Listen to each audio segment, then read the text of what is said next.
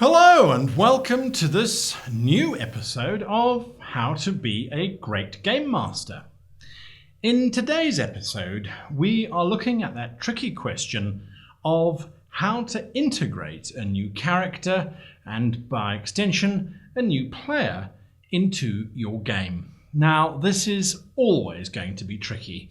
The previous characters and the current players have got a long history of working together and have got demons and starship kills and enemies under their belt. And the newbie comes along and has none of it. How do we bring them in?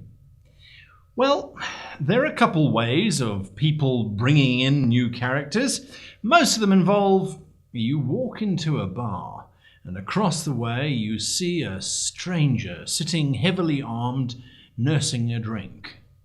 Oh, okay. We leave the bar. Don't you want to talk to the mysterious stranger nursing his drink? No, we go and kill something.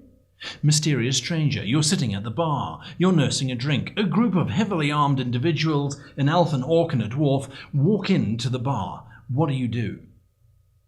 I stare intently into my drink. Don't you engage the three people who've just walked in? No. They walk out. Fine.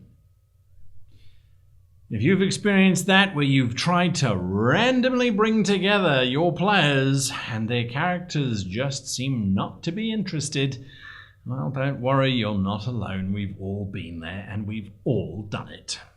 So how do we do it? Well, let's identify the common ways in which we try and bring parties together. We sometimes say, oh, your character needs to find something, so they've got a lot of money from somewhere and they're going to hire the current party. So there'll be a party of employer and relationship and you guys will go from there. Don't do it. It won't work. It gives the new character a sense of authority over the other characters who begrudgingly will agree because, well, they see this as something of a forced action. And where did that character get all the money from? And whatever it is that they're paying them for needs to be fairly legitimate. It does lead to other problems later on down the road as well. So avoid it. Oh, it's a new transfer into your battalion. Your starship got a new recruit. Although the new recruit might be accurate, it certainly gives us that awkward, oh, so you're the newbie. I don't think we should take the newbie on the adventure with us because he's a newbie. And sometimes that doesn't really work in your setting either, to just have a new recruit. Another option is that, oh, I was the prisoner of the creature you were busy fighting, and miraculously I was standing in the dungeon having survived. Oh, and all my gear is stored in that cupboard over there. Can I have my gear back now, please? No.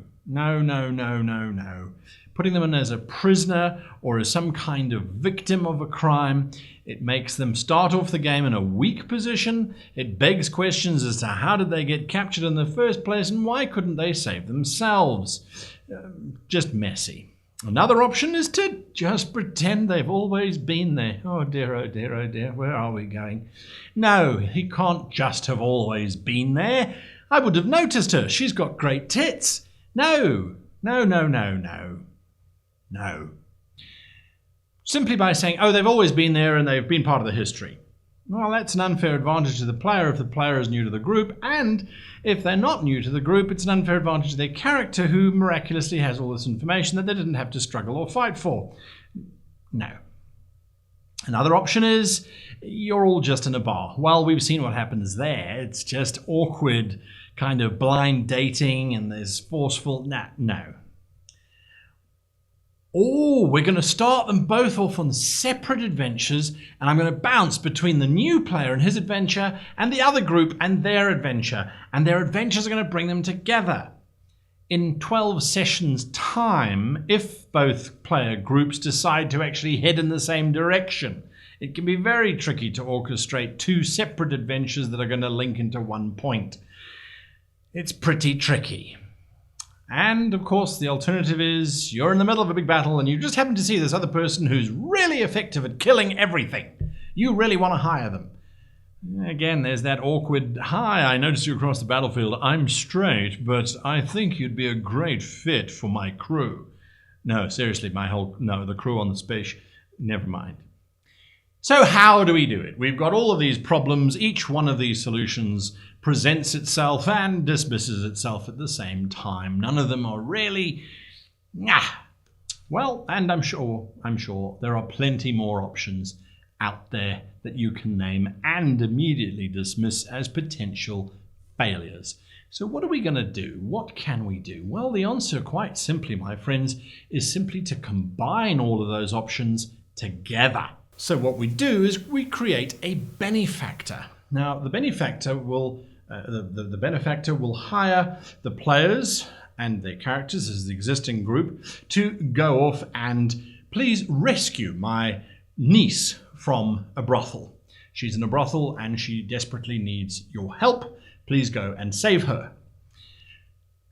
If the players decide that they are going to go and save her and they follow the plan, that's great. If they decide to go in another direction, well, that's fine as well. As they head off to not go to the brothel, wherever they end up, that's where the niece will be.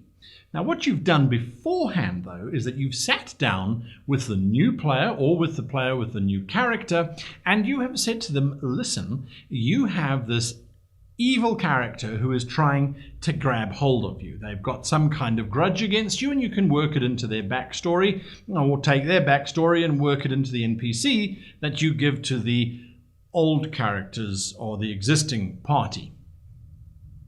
You tell them that what has happened is a benevolent relative has decided to try and help this young character to escape from this evil creature or whatever it is that is stalking her, and has sent a group of people to try and help and to try and get her into a state of freedom.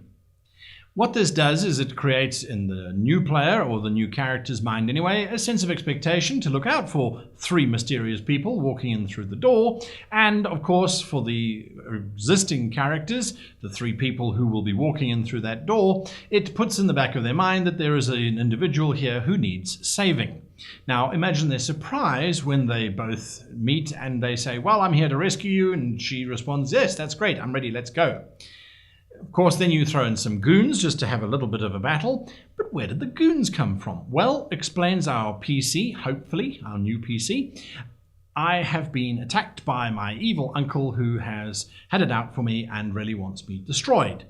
The players might put together something is going on here, but we can pretty much guarantee that they won't be discussing all kinds of backstories. Chase sequence, drama sequence. Bottom line is, you want the new character and the old characters to develop a very quick and very visually stimulating history as fast as you can. So a nice big bar brawl, throw in a giant truck driving in through the front of the brothel, a dragon ripping open the roof, however you want to do it, but try and make it as almost over the top as possible. We want the new character and the old characters to bleed together. That will tie them together like you cannot believe. Of course, now when they get to said uncle, they get to the intercom, and the uncle reports, ha ha ha ha, you have captured my niece for me, thank you, I intend to sell her into slavery and make a fortune, and from it you will gain some of my profits. Now, if the party decides to hand over the new PC, well, that's absolutely fine. If the party, of course, decides, no, we're not going to let her be sold into slavery and we won't certainly make our money off of, her sale, well, that's fine too. If the party decides not to sell her over to the uncle, then the uncle, of course, will immediately try and attack them and destroy them. Insert giant escape chase sequence here. Again, just to create more history between the new player's character and the existing characters. If, of course, they say, right, here she is, take her. Good luck, give us the cash, please. Because they might very well do that. That's fine. But, of course, as she steps through the door, the uncle says, ha-ha, but you know too much, and I'm a dastardly, devilish devil. So, I will give you 0 coins, and as a matter of fact, my automated robots, which just happen to be standing behind our hero, our victim who has been saved, will now open fire on all of you and just kill you all at the same time, because I didn't really need her. The whole slavery thing was a joke. Ha ha! Of course, now the players, old and new, are forced yet again to work together to now escape. Sure, there might be some hard feelings from the character who goes, hey, you wanted to sell me. That's not very fair. But on the other hand, they've bled together, they've died a little bit. Hopefully the new player's character will bring some kind of skill set to the group that they haven't had before. So make sure you harp on that. Let the new character shine a little bit. Give them some opportunities to demonstrate how their character will be of value to the party moving forward. And that really is it in a nutshell. And of course, this is just an example of how I would do it. You can take it to your setting and adapt it however you like. But generally, the formula that I find works the best is to take somebody who's perceived to be an outsider and give them a commonality with the group. Now, by commonality, I mean a common enemy, a common history, a common purpose. But don't set them at odds with one another. Don't make them have to hunt her down to capture her, and her have to escape them. Because what that does is it sets up conflict, and some players will go, well, my character just shoots her. So what you want to do is you want to start them on the same path together and keep them there regardless of what happens. And that path should be one of mutual benefit at the end. So by making them have to go and save her, making her expect a savior from the situation she's in, it naturally pushes them together, and there's none of those awkward moments. It also doesn't make her a victim or the character a victim, because the heroes are going in to save her. They become heroic in doing so, but at the same time, she will become heroic in saving them from whatever calamity the uncle has planned, because you've made sure that the adventure contains skills or abilities that only that particular character has. However you craft it is up to you, but that, in my experience, is the easiest way of integrating a new character into an existing one, without there being that awkward kind of, well, you're a new character, so I suppose I have to kind of like you.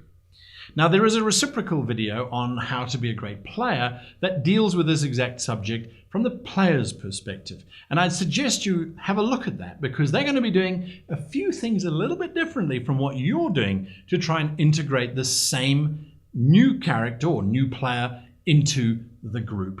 And it could be of benefit. Well, I have a new microphone. I hope you hear that. This has been a long time in coming, and it's finally arrived, and I hope it's been worth the investment. The room is still very echoey, and I am working on that as well. But I hope you like it. Until next time, I wish you the very happiest of gaming. Oh yes, and of course, subscribe and like and share and comment and question and da-da-da-da-da-da-da. You guys know the drill by now. I love the comments and the questions that are coming through. We are getting stronger by the day. Our answers, we're helping. I just absolutely love what you guys are doing in the comment sections below. This really is becoming the channel that I had hoped it would be. So big thanks to all of you. Anyway, enough sentimentality from me. Until next time, happy gaming.